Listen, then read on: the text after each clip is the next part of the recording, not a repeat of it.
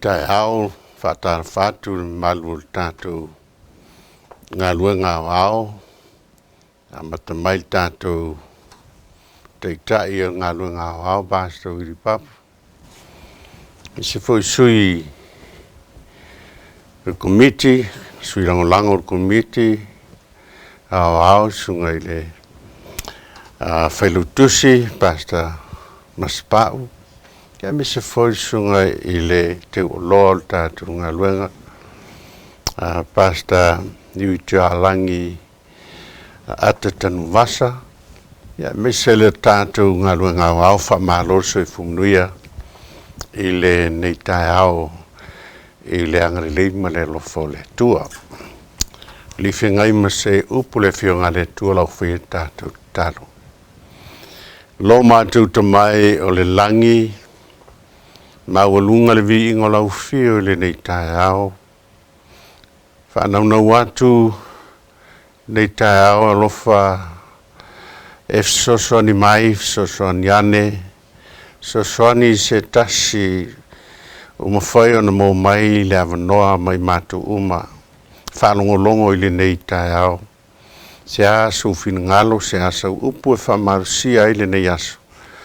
Sosoani mai la ona vai ma le whatau vai le ilo se mea whanongolango i lola vamana whao ngā ina o se au penga. Si tia mai e maulunga i lo lava vi inga. Whamnuia mai ono Yesu talo olem whawhitai e toi nei. Amen. Nei Taeao ia maulunga pere vi ingo le tua le aso valu. Le nei o le masino au kuso. Ia whawhitai le tua maua le awanoa le nei Taeao.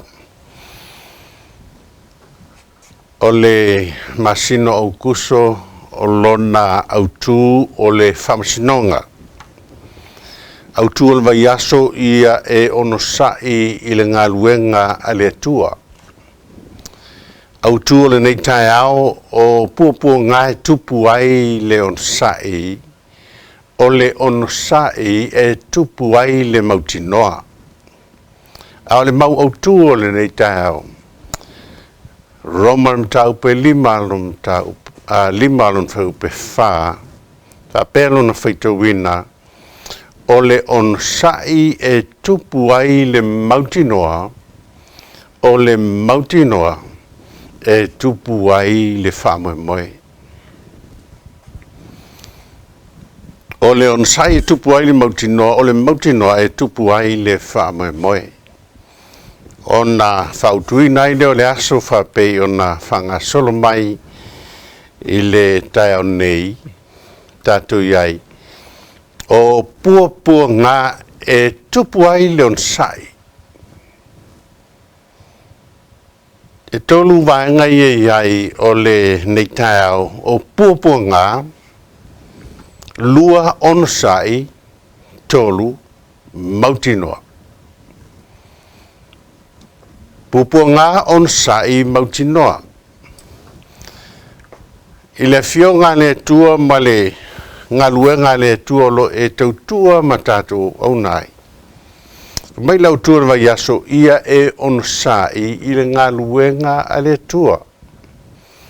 Tātou whai tauina luko nito sutasi lusu tolu ma e o tolu sifuru e te whai tau e si taimi pe avanoa. Ai olo o whamatala ai le tangata na sawaina mau e whawhita uli, mau e pupua ngā, savali ai, tele whawhita uli na ui ai, e le i whawhiti ai, ai nā tidi ai, i lona wala uina wala au ai e le tua, whai mai na matua tele na sasaina, tuina wharpui pui, ua lasi, sa mai ua watu lasi ioti.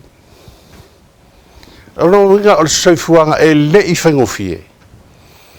Sa i ele vanu o whawhitauli, o maunga o tele o pupo ngāna ui ai. A wha mai le whionga le tua na sasa, e o lava i tangata iuteia. sa la tu wanga leanga yai ma fasa wa ile au na le tua fa mai sasa ila au fitongie ma ile fengo fiela le wala na ui mai ai le au na le tua de telo fa fitau no ngo popo nga o mea o le vanu le otis sa ui ai le tangata na vala uwina fa pitoa ele tu ai fe mai tus pa ia se manu a fano ai lo naola se manu a le ngai le vao ele ngata le vao a le sami o le vai se manu a le ngai tangata o lava tangata o lo nanu fe tau e fe pelu sumaleono nga loko nitum tau sumatas pa me o lava tangata o lona nu na fasanga tau iai e lono e fai lo mai atu oe mautau nei i le whaingo fiele ala le tangata e o foina lona ola po lona soifua e au nai le tua le whaingo fie e whamai tispaia whiupule lusu malono wa lasi au malanga se manua au leanga ai se manua au leanga i le vao mai tafe leanga i tangata i o lo nu se manua au leanga i tangata o nu ese au leanga i le ai se manua au leanga i tangata pepelo fai mai le nau i le ngaluanga mamafa maletinga o le mataala so'o o le fia ai o le fia inu ana pong so'o o le maalili ma le lē lavalava o tūranga ia saui ai le tangata o le atua na valauina faapitoa e fai maipu filfilia tatou manatu lea e faigatā iā tatou pe ana faapea o tatou tate lē mafaia ia i tu mea na ui ai le auauna le atua au tūlanga ia e faamanatu mai ai ate oe maau tatou tangata o le atua e le whaingofie le alu i le atua e le whaingofie le tangata ua filfilia faapitoa e le atua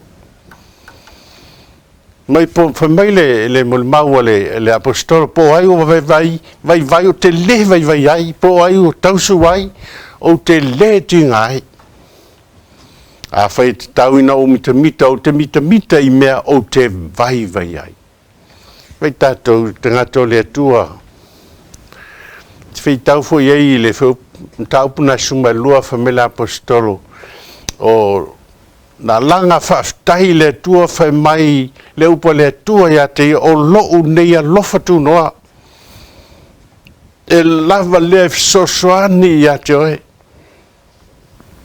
whaftahi le tua na ia sila mai i le puapua ngā mai maftianga na o tangata na ia filfilia ma ia vala uina i le whaingofie la le ala ti filinga oe maau whai mai le au tu o le tātou Taeao ne o pupua ngā tupu ai le on sai o le on sai e tupu ai le mautinoa pupua ngā la na whetalai ai Yesu na whetalai e maua o tau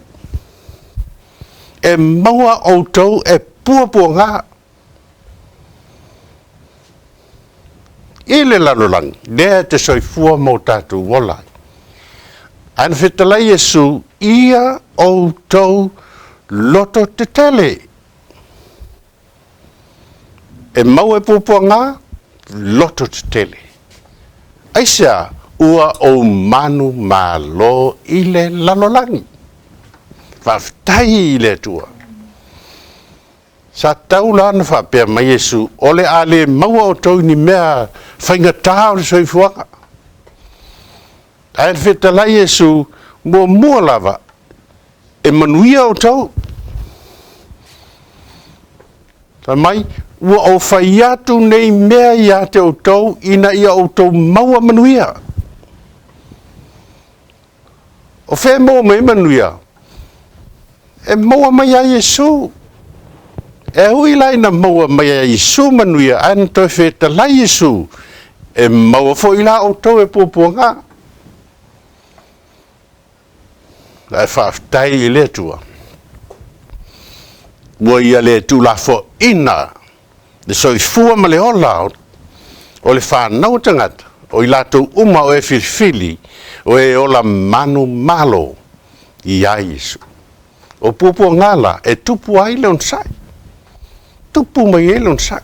Le te whaitau ngā runga mta upe su wharu fulua whai mele apostolo.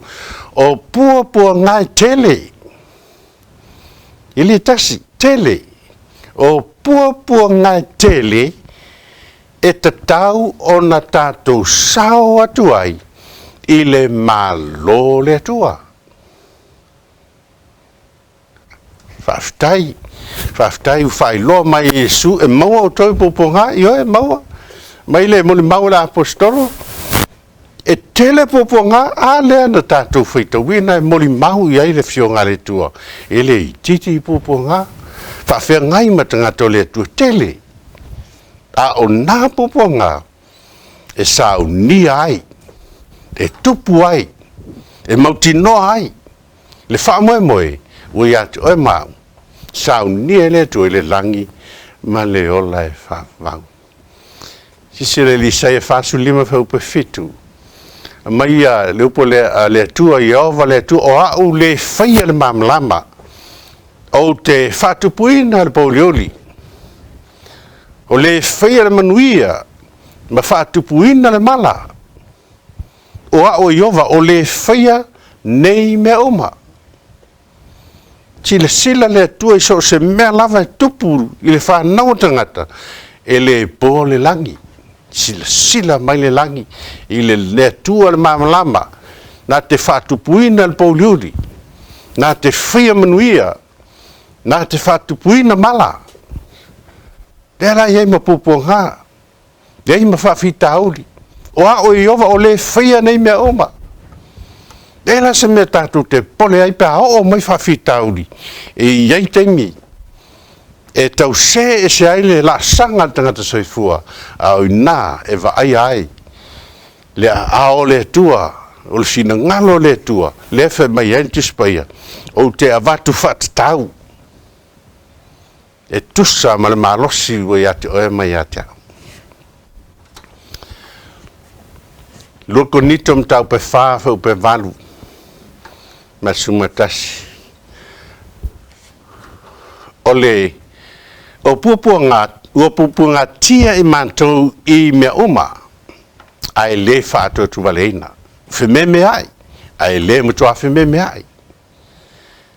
Sawaina ai le tu la foina. Lafa tuina i lalo ai le whano. O lo tau ave le tino e leo nole fasio tio le lio Yesu. Ena ia whaalia foli soifua Yesu i o mātou tino. Wai mātou nei ola ola. Ua tu inatu pēa i hoti. Ono Yesu. Ai sea ina ia whaalia foli soifua Yesu i o mātou tino aunga vale. Moli maule la apostolo. Bon maula apostolo e maua tātou i poponga tia soifuanga nei. Poponga. Whapei ona ia uia i te tono le vanu lena. Ai whai mai e maua ai le whaatu atu valeina. Tangata lau le tua na te mauti nole lei a ho mai whawhitauli na te mua kiliti lona mawhau se tulou. Le tua o lo soifua o ia. O ia na te tau a vea whawhitauli. Pea o mai ia te oe maha. Pupo ngai mātui me uma ai le whātutu waleina. Whememe ai. Ai le matua whememe ai. Sawa aina le tūra foina. Lafa tuina i lalo ai le whano. Tewe tātou le. O le wala na moni maula apostolo ia vai ngauma. Wana ui ai. O le sona au mai mo au mo oe ma tātou uma ina ia mawhaia fo e tātou. A o mai whawhitauli ai ua iese le sona. Ia onga mai ia ua onga ai tātou. Tātou i loa ai le mea e whina ngalo ai le tu. Whai mai whau pasifuru tāua. o loo tau ave le tino e leo noa le fasio tia o le li o Yesu. Ea, tau ave le tino e leo noa le fasio tia o le li o Yesu. Wa leva na il sa tauro na maliu a Yesu. A o le sa tauro na po le maliu le na Yesu.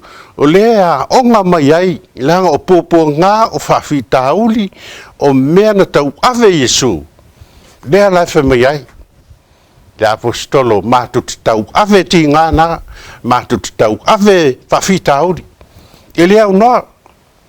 Ia mai ai mātou le sona, ia onga mai ai lo mātou o lau auna. Ia mātou I loa na mua a Yesu na hui na whawhita uli. Lefe mai awa I mātou nei o lo ola. Ua tui nā tu pēa. Tui nā tu pēa le ola I hoti. Ono Yesu. Ole nā. Leha lai tāu tele le kalesia le tua. O oe na filfilia whapitoa. Tātou o filfilia. Tātou a walawina le teimi whapitoa. Mana tua. Tau ave le tino. E lea noa, asa uma. Mana tua, le maliu Yesu. A o mai la whawhitauri, na mana tua lea, o I na uia Yesu I whawhitauri. Pupua ngā.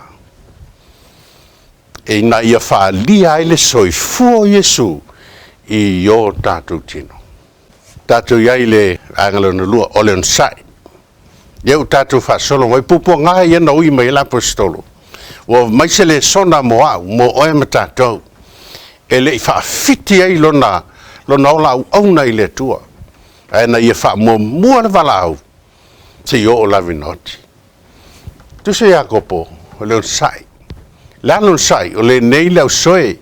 Ono sa ia sa ia o I le fio mai o le li.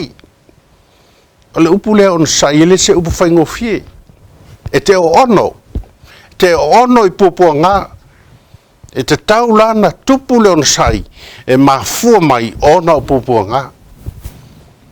Au I nae la onga mai ai, le soifua au ona soifua tautua, o le on sai e mai la, ono sai se ia o I le fio mai o le li. E le se taimi pupu, e on sai ai. E taimi e tauna omi. E tau o na tātou taliaina whawhita uli o mai. Talia I te miuma, te savani, te mawhauwhau I le maliu Yesu. Te mawhauwhau I le mawhatia o Yesu. Ana mawhailia, ona whawhaingo fie mai.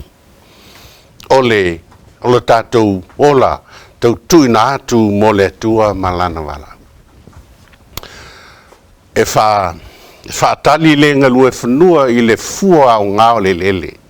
Whaatali ai. Se ia maua le wanga mumua ma le muli muli. Mai whau pai walu on sa ia. Ia on sai foi o tau. Ia whaatuma wina o tau loto wa walata lata le fio mai o le li. Ono sai. Whaatuma wina o tau loto. Teime o mai whawhita uli, le teime le nā le e manao sa tani whawai lo tātou ala wauna. E whewhe ai lesi, popole ai lesi. I ua le na whawai ai. Pei tai whai mai le apostolo, Iakopo, ono sai, au tau, ia whaatuma wina o tau loto. Aisa awa ua lata le fio mai o leli. Kalesia au sa moa turo tasi. O lo taimi ua walawina ai oe le tua. Tu maulo loto. Ono sai ua lata mai le fio mai o leli. Tu mau. Besfulo usoi o tau whao i le whaatoa toa i le leanga. O mai leanga, whaatoa toa i le leanga. I le whaatoa toa whapete te atu whaasanga tau le leanga, le ai, whaatoa toa. Na winga, ulau loto lai ai. Te talia me le lei, talia me le anga e o mai.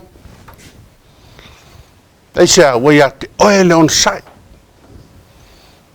Whaohao le whai mai le apostolo, whaohao iai, whaatoa i le anga. A whai mai tangata pei a lai, te waai i whamunianga, pe te whaalongo oto lai, whamanuia mai tangata e atu. Le au perfetta, e na tau tala mai, i le suafa o le li. Li liu le mele anga o se mele lei. Li liu le talo noa mai le anga tangata e whai mea te, li liu o se mele lei la whaalongo. Ta lia o se mele lei. Aisea, e leo no stasi au e tali tonu, ma le mautinoa. Na wala au whaapitoa oe, e le atua lo wali whaola o Yesu. Mautau o tātou tau amu ia i e on sai. Ha? Tau amu ia i e on sai. O tau whaangolonga le on sai opu. O tau i lofo i li unga i la le li. Ina ua muti varite le li. Ma le alofa nau. Ei tātou i e. Au mai le au na le tua. Te mai opu e whamanatu mai. De tā ua le mele o le on sai. Whawhera tātou, whawhen tātou maua. Teimi o whawhita uli ma sumatolu. Ua te ngā ina ea so o tau. I nā te talo ia. Rahan me whaipea o lai waai atu whawhita uli wa whaasanga tau mai ua i to tonu o whawhita uli. Ele ma whai. Na e maua i sau toa, se i wangana, te talo. Ua ti ngā ina ea so o tau, i nā te talo ia. O le te talo la, e mawhai e ona pai mai le fisosoani e le tua, i ona tangata o loo iai le manaumia. Karisia, te talo le tasi mo le tasi. Amu ia le tangata on sai. Ta lia me le anga o se mele lei. Walata le fio mai o Yesu. Whaatuma wina o tātou loto, wai whai te toa le ri. Whaawao il whaatoa toa i le leanga. Tusa, ana waai mai ai a te oe o le waai o laulangi, waai mai o se whaasanga tau mai. Upu matala e lafo mai a te oe. Au e te pole. Pehi a lai whai lesi, e saua lesi tu alu lesi tu. Aulo wha moe lai leli. Wangalon tolu, whai uain tātou. Ola mauti noa. Tua fo e tātou. Maua nei Taeao, po le autua Taeao, o pua ngā e tupu ai le on sai. O le on sai e tupu ai le mauti noa. O le ola mauti noa la, tangata ua iai le mauti noanga ia te ia. E il suinga. E il suinga, e va ai la fufonga, te va ai fōlinga, fia. O soe whapea ona manatu o tau o le mea fia te le ai. Pea maua o tau i tofutofonga e sese. Ina o tau i loa o le tofutofo. Ina o o tau whātuatua e tupu wai le on sai. O te ngata o le atua pea o mai whawhitauri. O lona ola. O ia te ia le talitonunga o le whātuatua. O ia te ia le talitonunga mautinoa. O lai le atua, lona ola, lona soifua. Le lafe mai e tofo whatuatua, e tofo ia, e tofo i whawhita auri. Tofo i pua ngā. O na tupu mai ai leo le on sai, i le whatuatua le nā. Wala te tali tonu I le tua e te mauti noa so swani mai le tua yo whawhita auri. Ia te oe leo leon sai. Tupu leon sai. Te so whalinga tau pe lua, tau pe tolu mat whaa. Wawi loa ngā luenga le kale sia I Efeso. Malo ti ngā, malo on sai. We le lavalava, we leanga. We le lavatia ye we leanga. We tofofo ye we fai mai apostolo I lātou ai le ai lava. We lo tangata pe pelo I lātou. Maua e lavatia, we a te oe foilon sai, we e tauti ngā ona o lo'i ngoa. O le mele silinta ua, I tangata o le tua, tonu o Efeso, we na au auna I le tua, fa mai na lato tauti ngā ona o le suafa o Yesu. Le mo le mawina, fa linga, pe mai ua e tauti ngā Efeso ona o lo'i ngoa. Ma o le ata foi na o e mau le kalisia le tua o le soifua tui na atu I le tua e te au auna I le tua e te langona ti ngā, te langona puapu ngā o mawhatianga e o mai lo soifua. Aisea, o ai, se lotu, whaifi au, le ai. Ai ona o le suafa o Yesu. E pere toru sufa, su lua ma sufa. E mai ale apostolo I, o soe, iau taune ai so, taune loto leanga, ma le le te tonu, tau te o ese ai I le tua soifua. Loto leanga, le te tonu, a o mai popo ngā, te le lopo fete alo iai. Ai vave alo woso. E vave lo woso Yesu so ani mai. Yesu so ani mai yo pupo nga. Oi ai woso ia suafo Yesu pa fai tele tonu mai ya te oele loto leanga. Ele tali mai. Sei vangana we la ngona. We la ngona le taua o le vala au le tua. Ona mafai le ona tali mai le tua. Ai au tau whamawhanwhanai I le aso manu o ta ua le aso nei ina nei loto fatu so au tau I le pepelo le angasala o le loto fatu o le tangata lea ua le e leo mawhai o na vesea me le loto ua mausali ai mea lai toi lalo ai ma le fia I lesi ai whamaintus pa ia I o tau wha mawhanwhana I le aso ma le aso manu o ta ua le aso nei. O le se taimi. O le taimi o tātou iai o le taimi o te tau ai. Tā pena tātou. SISDAC. O lata le aso e fio mai a Yesu.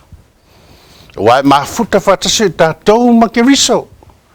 Pea tā whai tātou te tāo fi mau.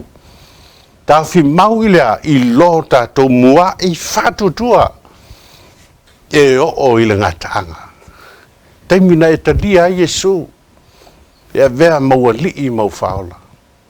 E mua I whatutua lea na mafua eo na e alahala mai te tonu. O le kalesia le tua soifua. Taimina e talia ai na e tangi ai lo loto. Na e moli mau ai luma o le tua ma luma o tangata.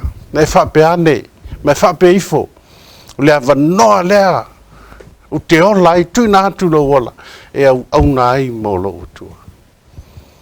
Mua I whatua tua na wha mai e ta ua. Wa e mafuta ai whatasi ma ke riso. Ngata waola awa iai soifua iai Yesu. O le hala atu langa tulai mai. Po le hala me o mai lo soifua malo tatu wola. Le wha mai iai la apostolo tusu konito. Mo mua su lima sumo fitu whaftai le atua le fo ina mai le man mahloia ti tatu talu lo tatu o lio Yesu Keriso. O le nei, o sope le o tutu mau le li. Ma le lefanga e tia, ia walu lo tau wha mahlosi. I le ngan wenga le li ma le leo noa. Aso uma. Aisa ina o tau I loa ele se mea wha leonga lo o tau ti ngā I leli. Tau ti ngā, le hata nao pupuanga. Le se mea whae leo ngā, te mina e mawhati ai, pupuanga ai, tūlanga na mira ngā luanga, whele tino atoa malane ngā, tau ti ngā I leli.